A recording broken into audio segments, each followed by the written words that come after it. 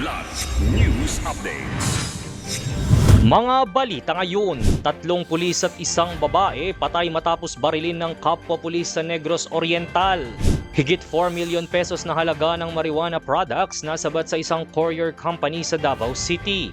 19 anyos na babae patay ng malunod at matrap sa Blue Lagoon sa Siargao. Ako po si Cesar Soriano para ihatid ang nangungunang mga balita sa buong kapuluan ngayon. 3 pulis at 1 babaeng sibilyan ang patay sa isang insidente ng pamamaril ng isa ring pulis sa Sibulan, Negros Oriental nitong Biyernes ng gabi, January 9.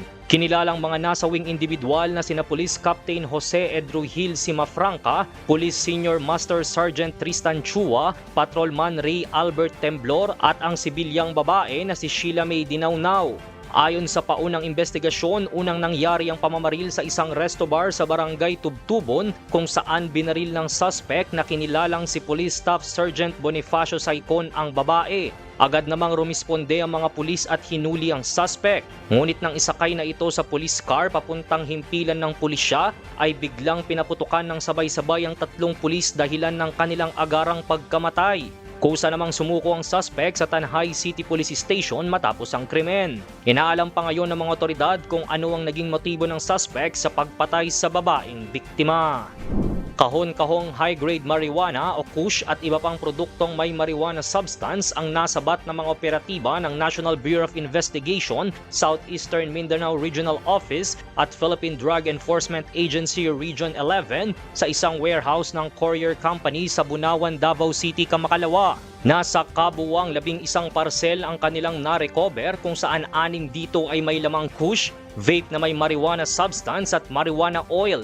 Tinatayang aabot sa higit 4 million pesos ang halaga ng mga nakumpiskang kontrabando. Batay sa shipment, nagmulang mga ito sa ibang bansa at patungo sanang Luzon, gayon din sa mga lugar sa Mindanao tulad ng Cotabato City, Davao Oriental, Davao del Norte at Davao City. Dinala na sa PIDEA Laboratory ang mga nasamsam na marijuana para sa tamang disposition habang patuloy na tinutugis ang mga nasa likod nito.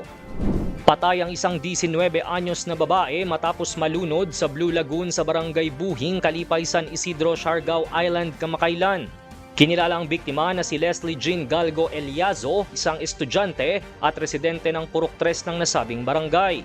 Ayon sa pulisya, kasama ng biktima ang kanyang mga kaibigan nang sumisid siya sa tubig, ngunit hindi na muling lumutang at natagpuan siyang natrap sa ilalim ng lagoon. Agad itong itinawag sa mga otoridad, ngunit nang ma-rescue ang biktima ay dineklara ring dead on arrival sa ospital. Pinaniniwala ang nasa impluwensya ng alak ang biktima na dahilan din ng kanyang pagkalunod.